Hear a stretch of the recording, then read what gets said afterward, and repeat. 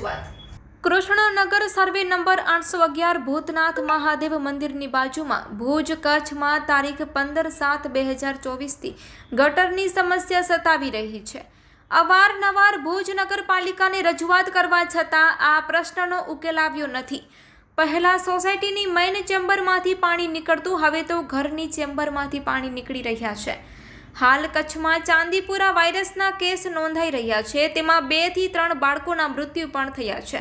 તેમજ હાલ વરસાદી માહોલ પણ છે। ઠેર ઠેર ગટર વહી રહી છે। કચરાના લીધે માખી મચ્છર ખૂબ જ વધી રહ્યા છે।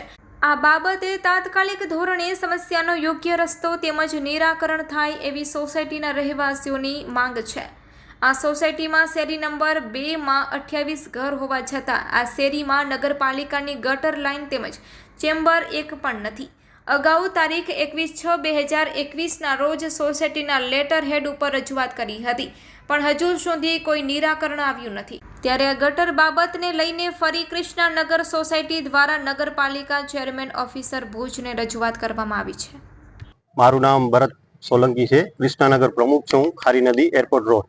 ઉहाँથી અમે આવ્યા છીએ આજે ગટરની સમસ્યા માટે। છેલ્લા 20 દિવસથી અમને આ પ્રોબ્લેમ છે કે ગટરનું કોઈ નિરાકરણ આવતું નથી।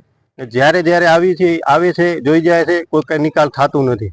આ વસ્તુ અમને છેલ્લા 2021માં પણ અમે એપ્લિકેશન આપેલી છે ગટરની ચેમ્બર માટે, ને અત્યારે કંઈક બીમારી હાલી રહી છે, ચંદપુરા કંઈક વાયરસ ચાલુ રહે છે, એના લીધે માધાવરમાં કેસ નીકળ્યા છે।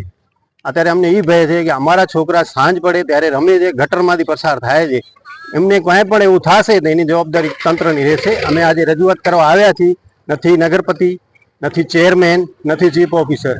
અમે કેટલી વારથી ઊભા છીએ, હજી સુધી કોઈ આવ્યું નથી। હવે આગામી આનું નિરાકરણ નહીં થાય તો અમે અહીંયા ધરનું મૂકશું। આખી સોસાયટીમાં 100 મકાન છે, 100 જણા જેટલા મકાન રહેણાંક છે એ બધા અહીંયા આવીને બેસશે જ્યાં સુધી નિરાકરણ નહીં થાય।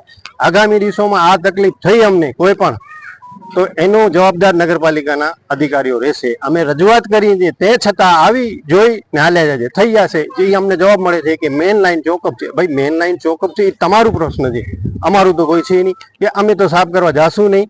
આ અમારી રજૂઆત છે। હવે આના ઉપર જે લોકોને તાત્કાલિક નિર્ણય લે ને અમારી આ પ્રશ્ન સોલ્વ કરે।